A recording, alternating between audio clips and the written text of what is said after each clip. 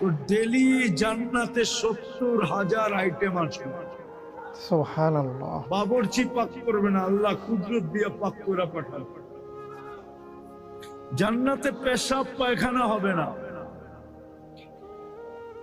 আমাদের জমিনটা বেশি দুর্গন্ধ হয়েছে এটার কারণে, নাইলে আমাদের জমিনটা এত দুর্গন্ধ ছিল না, ঠিক না?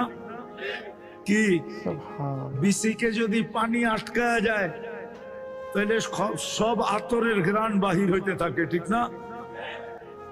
কি সত্য না?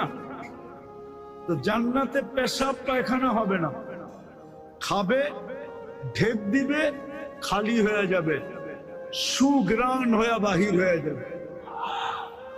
পেশাব পায়খানা জান্নাতে না। চিরদিন যুবক থাকবে, আন তাহইয়া ফালা তামুতু আবাদা।